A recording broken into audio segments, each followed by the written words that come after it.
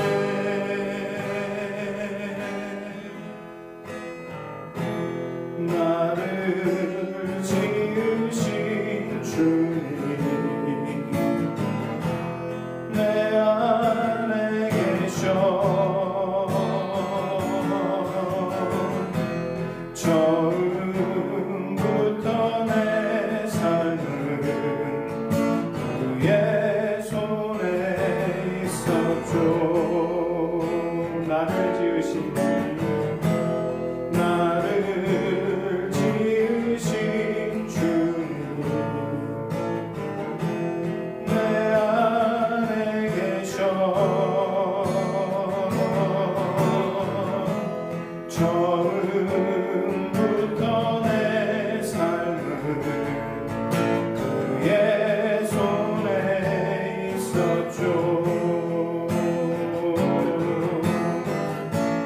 내 이름 아시죠.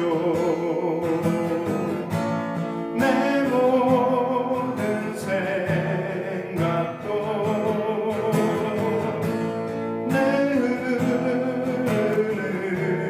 눈물 그가 닦아주셨죠.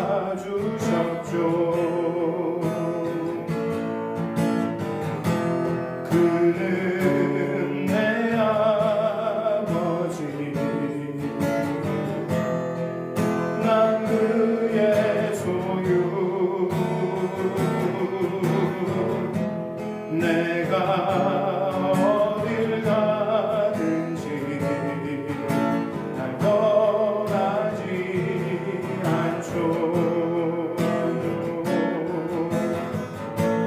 내 이름 아시죠. 내 모든 생각도 아바라 부를 때 그가 들으시죠. 나를 지으신 주님, 나를 지으신 주님 내 안에 계셔.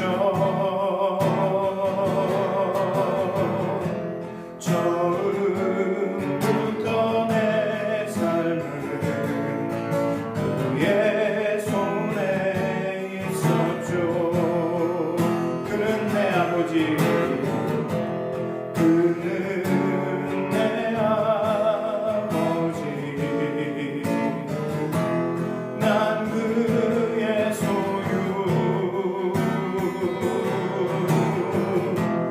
내가 어딜 가든지 날 떠나지 않죠.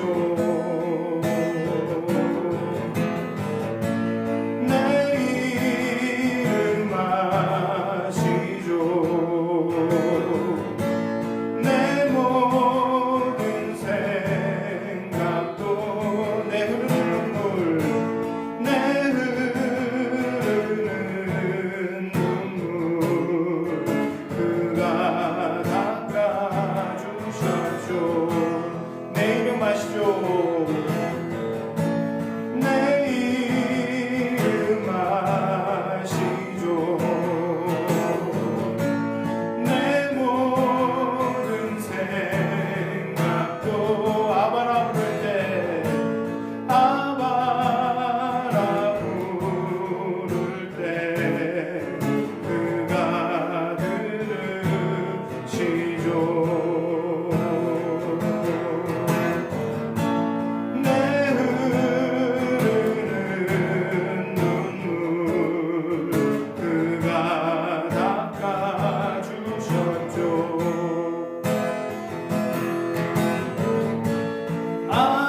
아바라 부를 때 그가 들으시죠.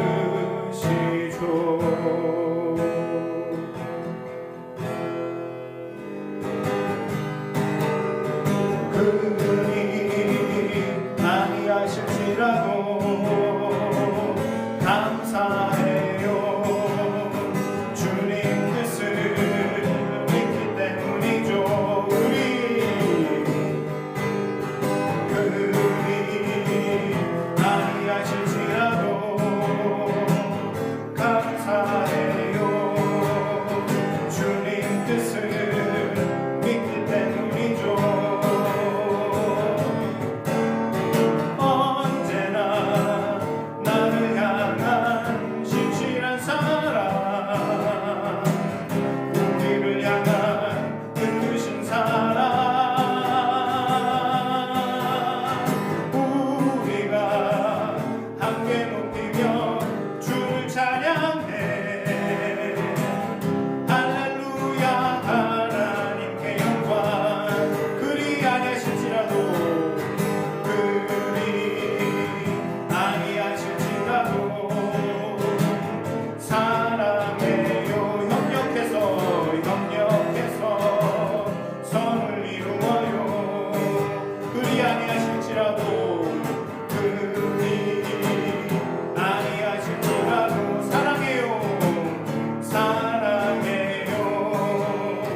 협력해서 선을 이루어요. 언제나 나를 향한 진실한 사랑, 우리를 향한 그 크신 사랑, 우리가 함께 높이며 주를 찬양해. 할렐루야, 하나님께 영광. 그리 아니하실지라도 감사해요. 주님 뜻을 믿기 때문이죠.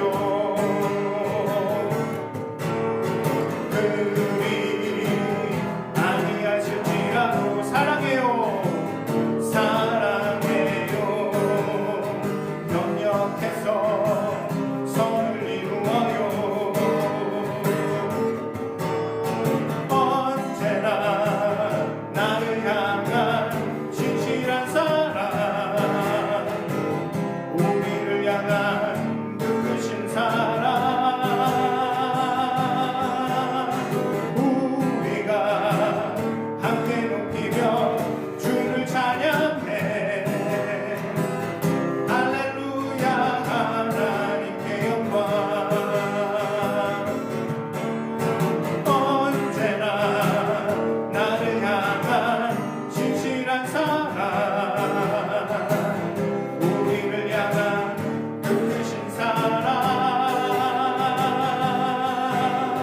우리가 함께 높이며 주를 찬양해. 할렐루야, 하나님께 영광.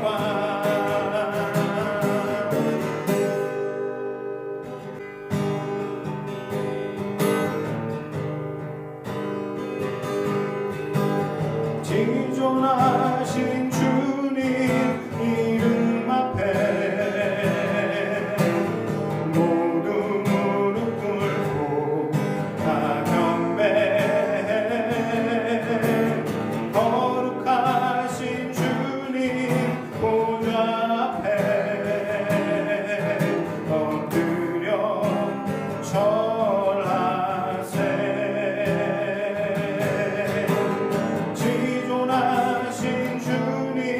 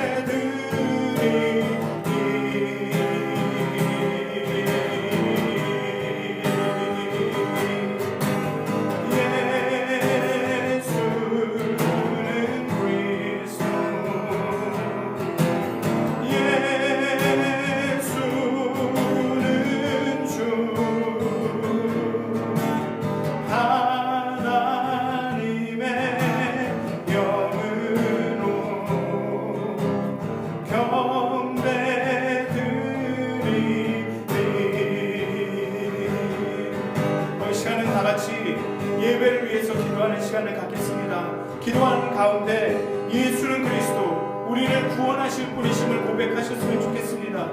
예수는 우리의 주인이심을 고백하셨으면 좋겠습니다. 어려운 일들이 참 도전이 많겠지만 그 가운데서 예수는 그리스도시요 예수는 주이심을 믿고 고백하면서 그렇게 어려운 가운데 예배할 수 있으시기를, 여러분들이 쓰러져 넘어진 그 자리가 바로 예배의 자리가 될 수 있기를 하나님께 간구하는 시간을 갖겠습니다. 기도하는 시간을 갖겠습니다.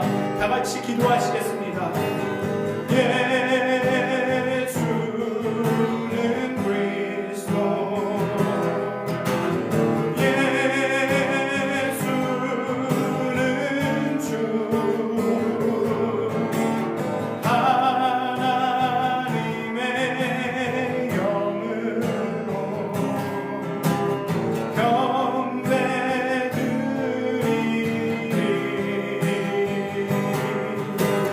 진존하신 주님 이름 앞에 모두 무릎 꿇고 다 경배해. 거룩하신 주님 보좌 앞에 엎드려 절하세. 예수는 그리스도, 예수는 주, 하나님의 영으로 경배드리리.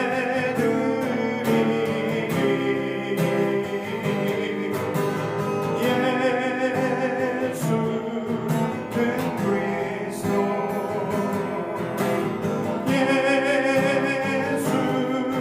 예수는 주, 하나님의 영으로 경배드리리.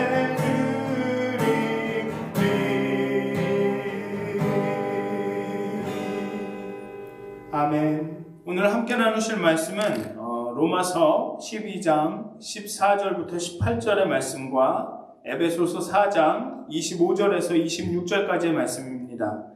제가 봉독하여 드리도록 하겠습니다. 먼저 로마서 12장 14절에서 18절까지의 말씀입니다. 너희를 박해하는 자를 축복하라. 축복하고 저주하지 말라. 즐거워하는 자들과 함께 즐거워하고 우는 자들과 함께 울라. 서로 마음을 같이하며 높은 데 마음을 두지 말고 도리어 낮은 데 처하며 스스로 지혜 있는 채 하지 말라. 아무에게도 악을 악으로 갚지 말고 모든 사람 앞에서 선한 일을 도모하라. 할 수 있거든 너희로서는 모든 사람과 더불어 화목하라. 다음은 에베소서 4장 25절에서 26절까지의 말씀입니다. 그런즉 거짓을 버리고 각각 그 이웃과 더불어 참된 것을 말하라. 이는 우리가 서로 지체가 됨이라. 분을 내어도 죄를 짓지 말며 해가 지도록 분을 품지 말고. 아멘. 다시 한번 오늘 수요예배에 함께 해주신 여러분 환영하고 감사하고 축복합니다. 지난 몇 주간 제가 골리앗에 대해서 거인을 쓰러뜨려야 한다, 거인은 쓰러져야 한다, 골리앗은 쓰러져야 한다는 주제로 설교를 해왔습니다. 정말 우리 삶에 우리를 두렵게 하고 우리를 모욕하고 우리를 압도하는 많은 그 거인들이 있습니다. 골리앗들이 있습니다. 그리고 이미 그 골리앗들은 예수님의 이름으로, 예수님의 그 죽으심과 부활하심으로, 하나님의 능력으로 쓰러졌습니다. 그러나 그의 남은 머리가, 아니면 그가 남은 그런 어떤 것들이 우리를 두렵게 하고, 여전히 두렵게 하고 힘들게 하고 있습니다. 그래서 우리는 그 골리앗들을 우리의 삶 가운데 쓰러뜨려 나가야 합니다. 그런 우리를 두렵게 하고 우리를 모욕하고 우리를 압도하려고 하는 그런 거인들과의 싸움을 계속 진행해야 합니다. 그래서 제가 두려움의 골리앗, 두려움이라는 거인, 그리고 거절감, 거절당한 상처라는 골리앗을 거인들을 쓰러뜨려야 한다라고 지난 2주 동안 말씀드렸습니다. 그리고 오늘은 분노라는 화라는 골리앗에 대해서 그 화라는 분노라는 거인에 대해서 이야기를 하려고 합니다. 여러분들은 어떤 성격이신가요? 다혈질이신가요? 화를 잘 내시는 성격이신가요? 아마도 지금 이 팬데믹 기간 동안 어쩌면 여러분들이 정말 화를 잘 내시는 그런 성격으로 바뀌었을지도 모르겠습니다. 조그만 어떤 자극에도, 조그만 어려움에도 이렇게 화가 갑자기 나는 그렇게 변화하셨을 수도 있을 것 같습니다. 저는 좀 약간 그렇게 된 것 같거든요. 아마도 알게 모르게 이 팬데믹이라는 상황이 우리에게 많은 어떤 그 스트레스를 주었던 것 같습니다. 그래도 누군가 우리에게 당신은 화가 많으신가요? 화를 많이 내시나요? 물으면 대부분은 아니요, 그렇지 않습니다. 우리는 그렇게 화를 내는 사람이 아니에요. 매일 화가 나 있지는 않아요. 함께 일하는 동료에게 소리 지르거나 그런 일은 하지 않습니다. 아니면 화가 난다고 아내에게 화풀이를 하거나 집안의 물건을 이렇게 던지거나 하지는 않습니다. 라고 말할 것입니다. 그러나 우리의 삶을, 우리의 마음을 조금 더 깊이 들여다보면 아마도 우리 안에는 화가 있음을 발견하게 될지도 모르겠습니다. 어떤 경우는 우리 안에 있는 그 화와 분노가 밖으로 표출되는 경우도 있고, 어떨 때는 가끔 나타나다가 한동안은 또 분노가, 화가 없기도 하고, 또 어떤 경우에는 이 분노와 화를 이 감정의 저 밑바닥에다가 이렇게 억눌러 놓기도 합니다. 그러다가 그 화나 분노가 이렇게 자극이 되는 어떤 환경에 처하게 되면 그냥 있는 대로 다 억눌러 놨던, 참아왔던 그 화와 분노를 폭발시키기도 하죠. 지난번에 말씀드렸다시피 제가 군 복무 시절에 제 안에 얼마나 많은 화와 분노와 그 옳지 못한 것들이 있는지를 발견하게 되었다라고 말씀드렸습니다. 그리고 앞에서도 말씀드렸다시피 이 팬데믹을 지나오면서 내 안에 참 화가 있구나, 내 안에도 이 분노가 있구나라는 것을 경험하게 되었습니다. 그렇게 우리는 누구나, 모두나, 심지어는 아주 착한 사람이다라고 여겨지는 그런 사람조차도 우리 안에는 그 분노와 화가 있습니다. 분노와 화를 느끼기도 합니다. 그런데 문제는 분노와 화가 표출될 때 나타납니다. 이 분노가 화가 표출될 때는 어떤 경우는 아주 심각한, 매우 위험한 결과를 가져올 수도 있습니다. 우발적인 폭력이나 어떤 우발적인 살인의 대부분이 이런 분노와 화가 표출될 때 발생합니다. 분노와 화가 우리에게 삶에 문제를 일으키는 경우는 많습니다. 우리 흔히 얘기하죠. 홧김에 한 말, 홧김에 한 행동, 홧김에 한 결정. 이러한 것들은 지금 당장은 어떤 영향력이 없을지라도 우리 인생의 나중에 어떤 후회가 걸림돌이 되기도 합니다. 우리의 길을 가로막고 두렵게 하고 어떨 경우에는 우리를 조롱하고 압도하고 그런 골리앗이 되어 나타나기도 합니다. 분노를 느낄 때 어떤 경우는 어떻게 표현을 할까요? 합리적이지 않은 경우에 분노할 경우가 있습니다. 예를 들면 어떤 사람이 우리에게 나쁜 말을 했거나 나쁜 행동을 했다고 생각을 해서 화를 냈는데, 화가 나는데 사실은 그 사람은 그런 의도로 그런 것을 한 것이 아니고 어떤 말을 한 것도 아니고 어떤 행동을 하지 않았을 때도 있습니다. 그런데 그저 우리가 그것을 그렇게 나쁘게 해석을 해서 화가 날 때도 있습니다. 합리적인 이유 없이 분노를 느낀 것이지만 어쨌든 그 분노와 화는 그 특별한 이유 없이, 정말 이 합리적인 이유 없이 분노를 느낀 것이지만 그 분노는 실제합니다. 그 분노가 가짜가 아닙니다. 진짜입니다. 그리고 어떨 경우에는 우리가 분노할, 화를 낼 충분한 이유가 있을 때가 있습니다. 그런데 그런 경우에라도 이 분노와 화를 표출하는 방식에 문제가 있을 수도 있습니다.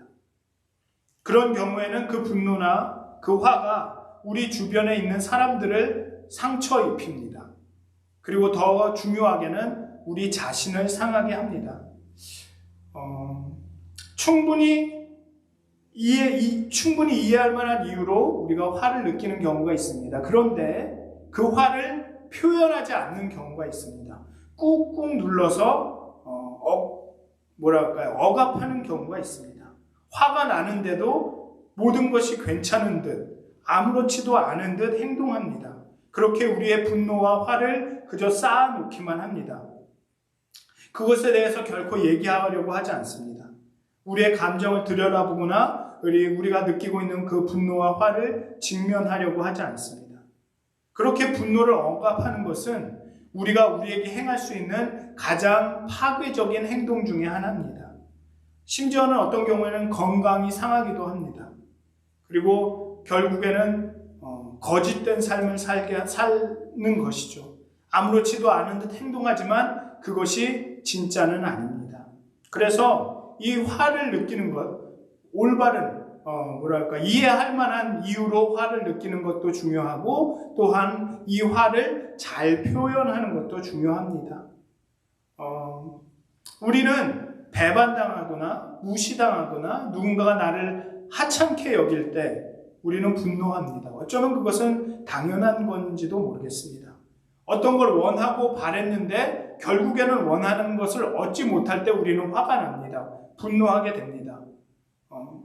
우리 친구에게 화를 내기도 하고 동료에게 내기도 하고 어떤 경우에는 직장 상사에게 화를 내기도 합니다. 물론 이렇게 면전에서는 화를 내진 않겠지만 뒤돌아서서 그 분노를 표출하죠.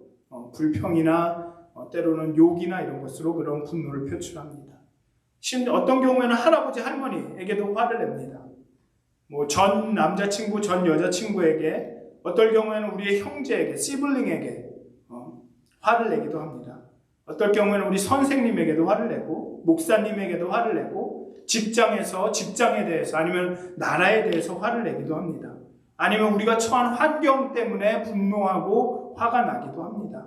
배신당했을 때, 누군가에게 사기당했을 때, 버림받았을 때, 거절당했을 때 화가 납니다. 누군가 나를 학대했을 때 우리는 화를 냅니다. 어떨 경우에는 내가 받아야 할 어떤 정당한 대우를 받지 못했을 때, 정당한 관심을 받지 못했을 때 우리는 화가 납니다. 분노합니다. 분을 느끼는 것은, 화를 느끼는 것은 어쩌면 자연적인 일입니다. 물론 합리적이지 않은 이유로 화를 느낀다면 좀 문제가 있다라고 말할 수 있겠지만 합리적인 이유가 있을 때 화를 느끼는 것은 당연합니다. 성경에 나타난 오늘의 본문의 이 다윗의 이야기를 보면 골리앗의 이야기에서만큼 화가 난 다윗을 찾을 수가 없습니다. 다윗은 화가 났습니다. 사울에게 쫓길 때도 사울을 죽일 기회가 있을 때도 화가 나서 말하지 않았습니다.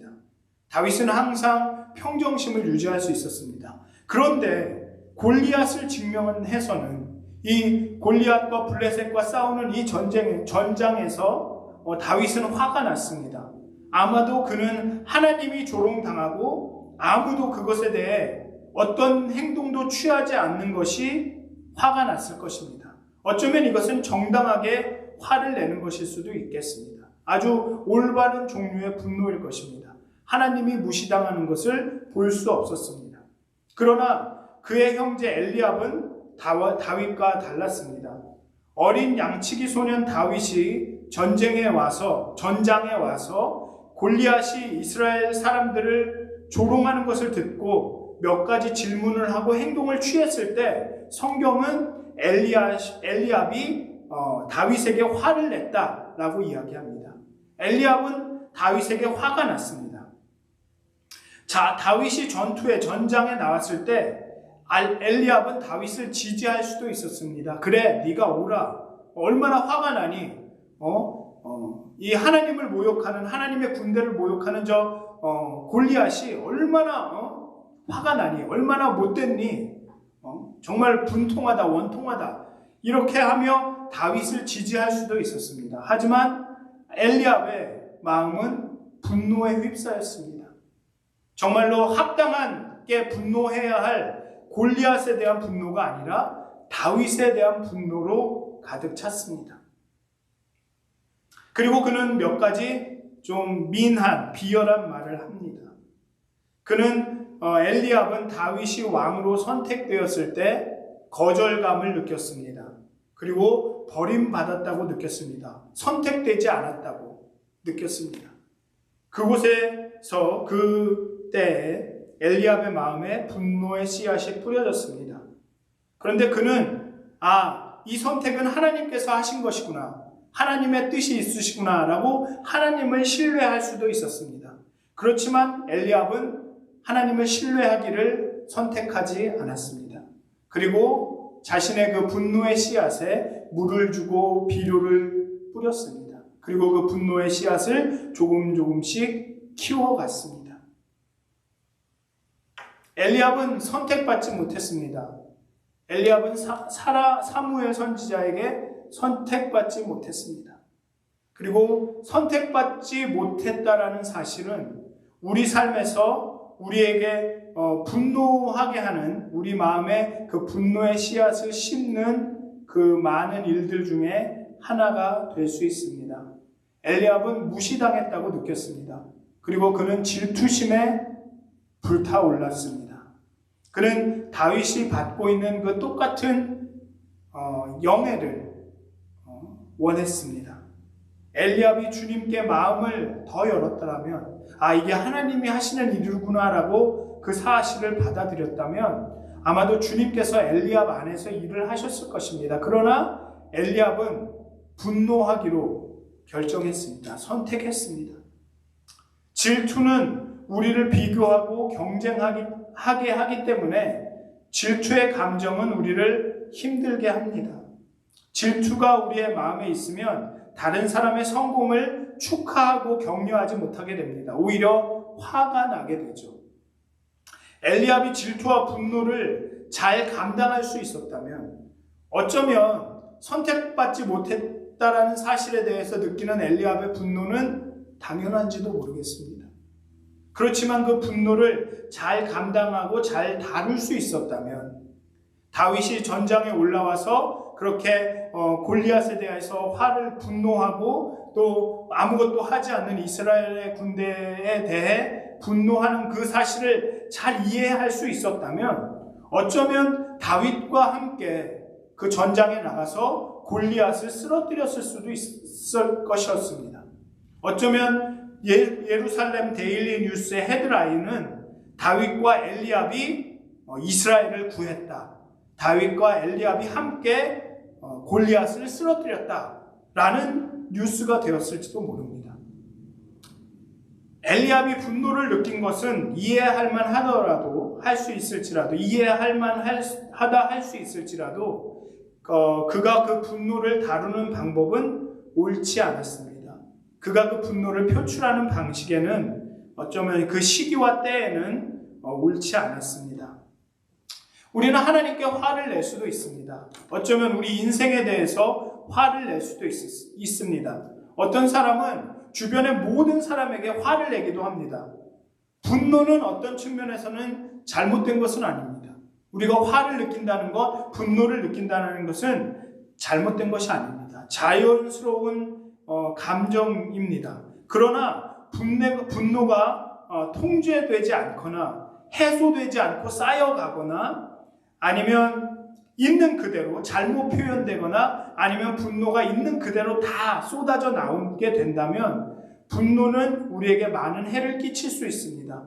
성경은 분노가 우리 삶에 대한 하나님의 가능성을 차단할 수 있는 거인이라고 분명히 얘기합니다. 엘리압의 경우에서처럼 엘리압이 분노하지 않고 다윗과 함께 일했다면, 다윗과 마음을 함께 했다면 그가 정말 골리앗을 쓰러뜨린 사람으로서 성공할 수도 있었을 것입니다. 그러나 분노했기 때문에, 그 분노를 잘 조절하지 못했기 때문에 엘리압은 하나님께서 자신에게 주실 수 있는 그 가능성들을 놓치게 된 것입니다. 조심하지 않으면 심지어는 분노가 다른 사람의 생명을 위태롭게 만들 수도 있습니다. 정말 잘 다루어지지 않은, 해결되지 않은 분노는 분명히 우리의 삶을 망쳐버릴 수도 있습니다. 이모토라는 일본인 학자가 실험을 했습니다. 3개의 그릇에 쌀을 나누어 담고 물을 붓습니다. 그리고 한 그릇에는 항상 매일 30일 동안, 한 달 동안 매일 아침에 한 그릇에는 감사합니다, 고맙습니다라는 말을 합니다. 그리고 2번째 그릇에게는 이 멍청아, 바보야, 막 이런 분노의 말을 쏟아냈습니다. 그리고 3번째 그릇에는 그냥 무시합니다. 응? 너는 아무것도 아니야? 이러면서. 그랬더니 한 달 후에 1번째 그릇에 담긴 쌀에서는 이게 발효가 되기 시작했습니다. 그래서 술이 되어가는 거죠. 쌀이 술이 되어가는 과정이 됩니다. 그리고 2번째 너는 멍청이다, 바보다 이런 얘기를 한 그 그릇에 있던 쌀은 검은 색깔로 변했습니다. 그리고 완전히 무시했던 3번째 쌀은 그냥 썩어버리고 맙니다. 이 시험이 보여주는 것은 무엇이냐면 우리의 그런 우리의 감정을 표현하는 것들이 실제로 어떤 영향력을 미칠 수 있다는 것입니다. 우리가 분노를 표출하는 것이 다른 상대방에게 혹은 나에게도 어떤 영향력을 미칠 수 있다는 것입니다. 해결되지 않은 분노가 그래서 아주 위험할 수 있는 것입니다. 그 해결되지 않고 우리 안에 남아있는 그 분노는 우리 자신을 상하게도 하지만 또 어떤 경우 어떤 사람에게 표출되거나 나타냈을 때 그 분노가 그 사람에게도 어떤 영향을 미칠 수 있다는 것입니다. 이러한 분노는 사실은 우리를 속입니다. 우리가 분노할 때 우리는 이 상황을 통제하고 있다는 느낌을 갖게 됩니다. 내가 너를 용서하지 않을 거야. 내가 너를 복수할 거고 결코 이 잘못의 대가를 치르게 만들 거야. 너랑은 내가 다시는 말도 섞지 않을 것이고 너가 나에게 한 일에 대해서 후회하게 만들 거야. 라면서 마치 내가 이 상황을 통제할 수 있고 내가 이 원한을 갚을 수 있을 것 같고 복수할 수 있을 것 같고 그렇게 분노는 우리에게 막 힘과 의욕을 주는 것 같은 느낌을 줍니다. 복수하기 위해서라면 무엇이라도 할 수 있을 것 같은 생각을 들게 합니다. 그러나 우리가 속상해서 정말 분노하면서 우리 속이 거먹게 타들어가고 있는 동안 우리가 원수라고 생각하는 그 사람은 아무 영향도 받지 않고 멋진 해변가에서 휴가를 즐기고 있습니다. 결국 우리는 우리 자신을 우리의 분노의 감옥에 가두는 것입니다. 우리의 마음은 점점 완악해지고 닫혀지고 힘들어집니다. 그런데 정작 우리를 화나게 한 그 당사자에게는 아무 일도 일어나지 않습니다. 우리의 화나 분노는 우리 자신에게 해가 되지 정작 그 당사자에게는 아무 영향도 미치지 않습니다. 원한을 품는 것은, 분노를 품는 것은 다른 사람에게, 그 사람에게 불타오르는 숯을 던지기 위해서 그 숯을 맨손으로 잡는 것과 같습니다. 결국 화상을 입는 것은 상대가 아니라 우리 자신이죠. 여러분, 그렇게 분노하며 사는 삶에 지치지 않으신가요? 몇 년 동안 원한을 붙잡고 계신데 여러분 마음이 지치지 않으시는가요? 분노라는 거인을 쓰러뜨리는 방법은 우리가 통제할 수 있다라는 사실을, 통제할 수 없다라는 사실을 인정하는 것입니다. 원수 갚음이 우리에게 있지 않음을 인정하는 것입니다. 그리고 하나님께 맡겨드리는 것입니다. 우리의 소나귀에서 그 권리를, 우리가 원수 갚을 권리가 있다라는 생각을 하나님 내어드리고 하나님 손에 맡겨드리는 것입니다. 그것이 우리의 화와 분노를 이길 수 있는 그 거인에 맞서 싸우는 방법입니다. 즉 용서하는 것이 그 분노라는 거인에 맞서 싸우는 방법입니다. 용서는 기도 가운데 하나님께 나아가는 것, 우리의 화와 분노와 증오를 하나님께 드리는 것입니다. 영어 단어를 잘 보면 for, give. for는 forever. 영원히 give. 드리는 겁니다. 하나님께 내어 드리는 겁니다. 우리의 분노와 화와 이 원수 갚고자 하는 그 마음을 하나님께 내어 드리는 겁니다. 그것이 forgive입니다. 하나님, 예수님의 은혜로 내가 이 사람을 용서했음을 당신이 알기 원합니다. 하나님이 나를 용서했습니다. 그래서 나도 이 사람을 용서합니다. 당신이 나를 용서하기로 사랑하시기로 하셨기에 나도 이 사람을 미워할 수 없습니다. 용서합니다. 라고 하나님께 모든 것을 맡겨드립니다. 검십니다. 십자가로 인해서 우리는 당신을 용서합니다. 라고 말할 수 있는 용기와 힘이 있습니다. 우리는 너를 핍박하는 자들을 축복하고 저주하지 않을 수 있는, 누구에게라도 악을 악으로 갚지 않을 수 있는 힘이 있습니다. 기도로 하나님께 의지할 때만 용서할 수 있습니다. 기도 가운데 우리도 용서받았고 용서의 능력을 경험했다는 사실을 깨닫습니다. 그리고 그러한 깨달음이 우리에게 용서할 수 있는 힘과 능력을 줍니다. 용서한다는 것은 아무것도 잘못된 것이 없다라고 말하는 것이 아닙니다. 내가 너 용서할게. 아무것도 아니야. 넌 잘못한 게 아무것도 없어. 라고 말하는 것이 용서가 아니라는 것입니다. 용서는 잘못했지만, 잘못된 것이 있지만, 내가 나에게 정말로 큰 잘못을 했지만, 어떤 분노도, 어떤 화도 너에게 품지 않을게. 어떤 원수도 너에게 갚지 않을게. 라고 말하는 것입니다. 원한을 품지 않겠다고 하는 것이 용서입니다. 우리는 용서한다 그러면 넌 잘못이 없어 라고 말하는 것이라고 생각을 하지만 그것이 아닙니다. 넌 잘못했지만 내가 그것으로 인해서 너한테 보복하지 않을 거야. 너에게 원한을 품지 않을 거야 라고 말하는 게 용서라는 것입니다.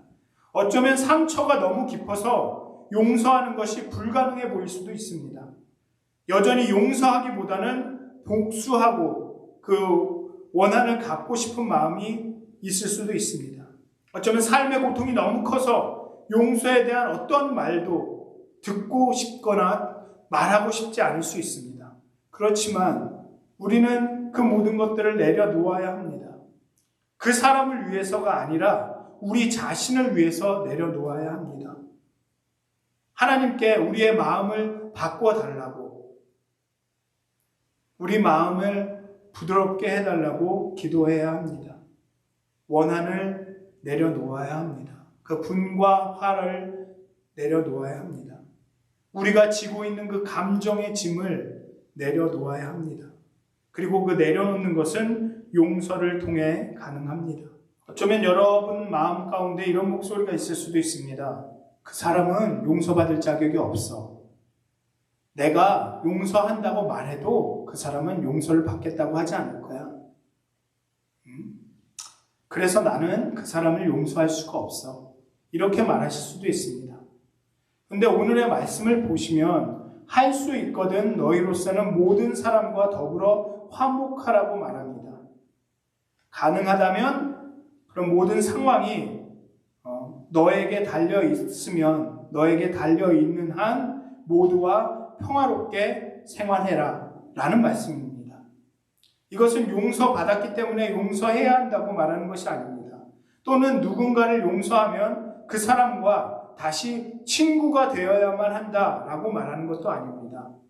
오늘의 본문은 할 수 있거든, 가능하다면, 그것이 너에게 달려 있으면, 화해의 가능성이 조금이라도 있으면 그런 한은 모두와 화평하게 지내라라고 말하고 있는 것입니다. 상황이 우리에게 달려있는 한, 우리가 그 상황을 이게 통제할 수 있는, 그 관계를 나아지게 할 수 있는 그런 주도권이 우리에게 있는 한 우리는 모든 사람과 화평하게 지내야 한다는 것입니다. 모두와 화목하며 살아라, 화평하며 살아라라고 합니다. 이 화평하며, 화목하며, 이 해석에 대해서 분분하죠. 모든 사람과 살갑게, 진짜 평생지기 친구처럼 살아야 된다. 용서라는 것은 그런 것이다. 진짜 뭐 중마고우처럼 다시 되는 것이다. 라고 해석하시는 분들도 있습니다. 그런데 New Revised Standard Version에 보면 이 화목하며 화평하며 라는 것이 peaceably입니다. peacefully가 아니라 peaceably, peaceable 이라는 거죠. peacefully가 아니라 평화로 가득 찬 상태가 아니라 평화가 가능한 상태로 살아야 한다는 것입니다. 모든 사람에게 뭐 평화가 막 넘치는 그런 상태가 아니라 평화가 가능한 상태, 물론 평화가 넘치는 상태로 살아야겠죠. 근데 관계에 있어서 평화가 가능한 상태로 살아가야 한다는 것입니다. 상대가 우리의 용서를 받아들이지 않고 우리에게 함부로 대해도 친구처럼 살갑게 대하라는 것이 아니라 언제든지 상대가 평화를 제의하면 우리가 그 평화에 응답할 수 있는, 응답하는 것이 가능한 상태로 살아가야 된다는 것입니다. 피서블한, 누구나 내게 와서 어떤 평화롭게, 편하게 관계를 이루어 갈 수 있는 그러한 상태가 되어야 한다는 것입니다. 용서라는 것은 그러는 것입니다. 우리가 용서할 때 우리가 가능한, 우리의 능력에 있는 한 그 사람이 언제든지 마음을 품고 다가왔을 때는 우리가 그 사람과 화평할 수 있는 그런 능력이 되는 가능한 상태로 있어야 된다는 얘기입니다.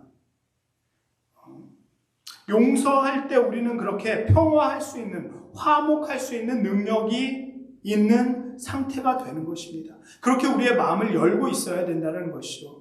뭐 그 사람한테 가서 내가 용서할 테니까 뭐 옛날처럼 지내자, 내가 용서할 테니까 내 용서를 받아달라, 뭐 이러한 얘기가 아니라 내가 할 수 있는 한은 우리의 마음을 풀고 우리의 원한을 내려놓고 우리의 분노와 화를 내려놓고 언제든지 누구든지 내게 와서 친구가 될 수 있는 그런 상태가 되어야 한다는 것입니다.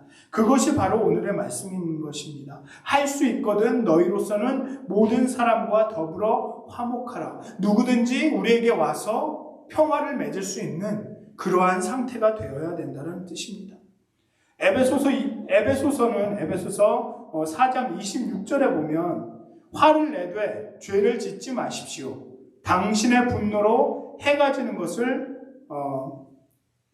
놓지 마십시오. 분을 내어도 죄를 짓지 말며 해가 지도록 분을 품지 말고 마귀에게 틈을 주지 말라라고 말씀하고 있습니다. 화를 내는 것 자체가 잘못됐다고 이야기하는 것이 아닙니다. 화는 어떤 경우에는 올바른 이유로 생겨나고 올바른 방법으로 표현된다면 문제가 없다라는 것입니다. 누군가 우리에게 잘못된 행동을 했을 때 화가 나는 것은, 분노가 생기는 것은 당연합니다. 그런데 문제는 그 화를, 분노를 어떻게 다루느냐, 어떻게 표현하느냐의 차이인 것입니다. 분을 내어도 죄를 짓지 말자라는 것입니다. 분을 내어도 누구를 상처 입히거나 누구의 마음에 해를 입히지 말자라는 것입니다. 그리고 저녁이 가기 전에 그 분노와 화를 잘 해결해야 한다는 것입니다. 즉 용서해야 한다는 것이죠. 성경 말씀을 그대로 받아들인다면 오늘 밤 우리는 마음에 있는 분노나 부정적인 감정을 다루지 않고 그냥 잠자리에 들어서는 안 되는 것입니다. 왜냐하면 여러분들의 마음을 안으로부터 상하게 만들기 때문입니다. 우리가 정말로 원하는 것은 오늘 밤 침대에 누워서 십자가의 그늘 아래서 평화롭게 잠을 잘 수 있는 것입니다. 어떤 분노와 화 때문에, 어떤 미움과 다툼 때문에 고민하면서 잠에 드는 것이 아니라 평화로운 가운데 정말 용서로 모든 것을 내려놓고 그렇게 잠드는 것이죠. 여러분들이 오늘 밤에 잠들시기 전에 이런 기도로 잠을 드셨으면 좋겠습니다. 하나님, 당신이 나에게 원한을 품으시지 않기에 누구에게도 원한을 품지 않습니다. 라는 기도로 잠이 드셨으면 좋겠습니다. 정말 팬데믹이 시작된 이후로 어쩌면 쉽게 화를 내고 분을 품으실 때가 있을 것입니다. 어떤 경우에는 이유 없이 분과 화가 나실 때도 있을 것입니다.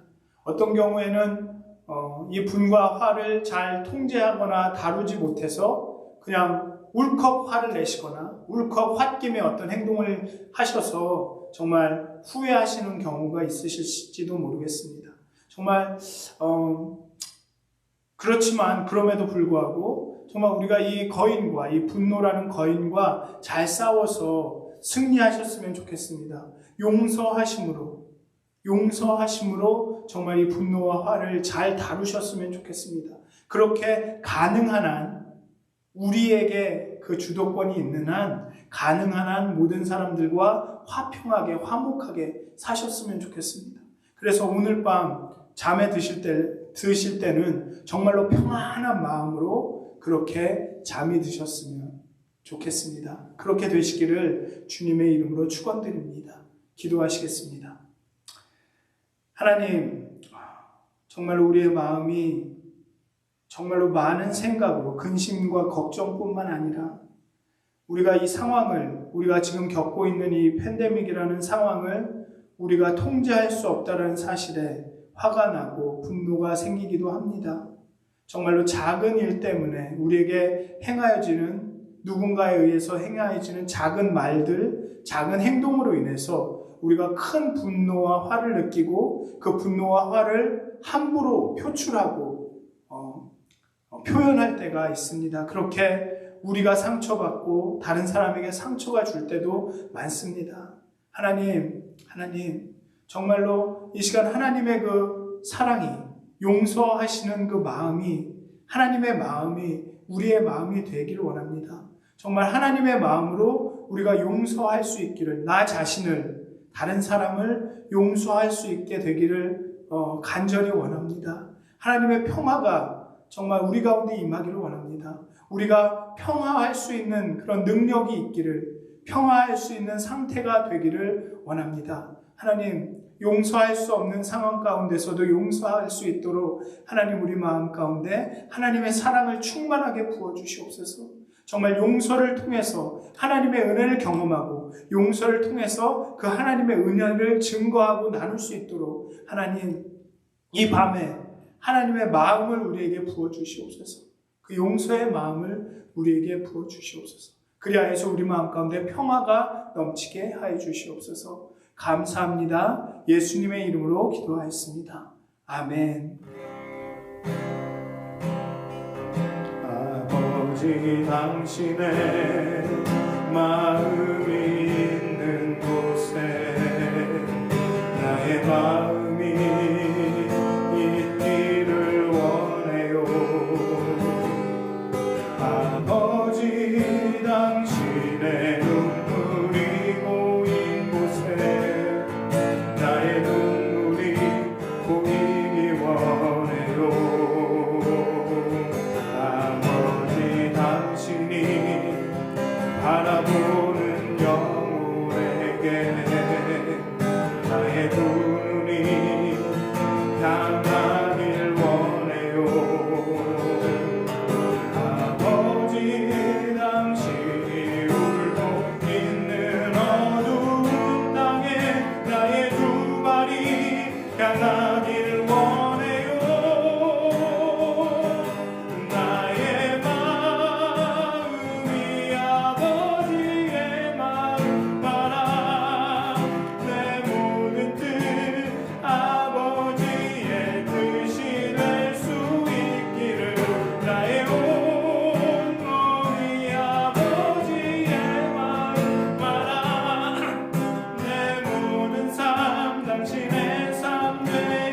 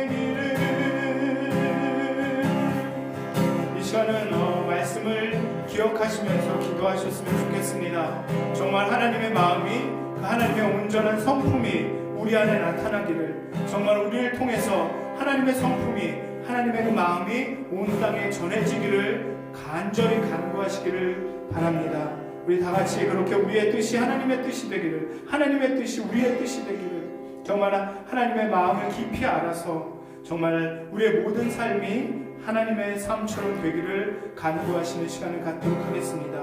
다 같이 기도하시겠습니다. 오직 당신의 마음이 있는 곳에 나의 마음이 있기를 원해요. 아버지 당신의 눈물이 고인 곳에 나의 눈물이 보이길 원해요. 아버지 당신이 바라보는 영혼에게 나의 눈물이 향하길 원해요. 아버지 당신이 울고 있는 어두운 땅에 나의 두 발이 향하길 원해요. 나의 마음이 아버지의 마음 알아. 내 모든 뜻 아버지의 뜻이 될 수 있기를. 나의 온몸이 아버지의 마음 알아. 내 모든 삶 당신의 삶 되기를. 내 모든 삶 당신의 삶 되기를. 내 모든 삶 당신의 삶 되기를. 예수님의 이름으로 기도하였습니다. 아멘. 건강과 치유를 위해 기도가 필요하신 분들의 이름을 나누도록 하겠습니다. 편의상 교우님이라는 호칭은 빼도록 하겠습니다. 장영재 교우님, 백인옥, 홍만표, 이면혜, 백한설, 알버트 마셔, 김성덕, 오정문, 전명자, 호세 리베로, 배영주, 리처드 그리핀, 그레이스 초, 조영실, 홍춘자, 오세욱, 김두조, 민복호, 전용진, 황현, 박청석, 최필남, 서재도, 엄현숙, 정명희, 이원희, 권혁찬, 권혜디, 이폴, 조용현, 이진규, 박한규, 전해니엘, 김석영, 홍성현, 박지현, 윤준호, 한경복, 아노드한, 손성준, 김시현, 허영근, 장성열, 박정혜 교우님을 위해서 기도해 주시고, 특히 이면혜 교우님이랑 이혜자 교우님을 위해서 기도를 부탁드립니다. 그리고 미스터 그리핀을 위해서 특별히 좀 기도를 부탁드립니다. 건강을 잘 회복할 수 있도록 기도를 부탁드립니다. 그리고 코로나 바이러스 확진자가 증가함에 따라서 아마도 의료진들이 많은 어려움을 겪고 있는 것 같습니다. 정말 그 의료진들이 정말 안전하게 그 환자들을 잘 돌볼 수 있도록 하나님 좀 기도를 부탁드리고요. 그리고 학교를 다니는 학생들, 학교에서도 그 또 확진자들이 꽤 많이 나오는 것 같습니다. 학생들과 교사들 또 스태프들을 위해서 기도를 부탁드립니다. 그리고 교회를 위해서 이제 새해가 시작됐는데 정말 그 새로운 믿음을 가지고 새로운 마음을 가지고 또 힘차게 한 해를 시작할 수 있도록 또 아직도 그 어려움들이 많은데 그 어려움들을 잘 견뎌나갈 수 있도록 정말 말씀을 붙들고 하나님 임재 가운데 그 인도하심을 잘 따라갈 수 있도록 정말 교회를 위해서 또 교회에 속한 모든 성도님들을 위해서 기도해 주셨으면 감사하겠습니다. 네, 감사합니다. 우리 주기도문 하심으로 예배를 마치도록 하겠습니다. 하늘에 계신 우리 아버지여, 이름이 거룩히 여김을 받으시오며 나라의 임하옵시며 뜻이 하늘에서 이루어진 것 같이 땅에서도 이루어지이다. 오늘날 우리에게 일용할 양식을 주옵시고 우리가 우리에게 죄진 자를 사하여 준 것 같이 우리의 죄를 사하여 주옵시고 다만 시험에 들지 말게 하옵소서. 나라와 권세와 영광이 아버지께 영원히 싸움나이다. 아멘.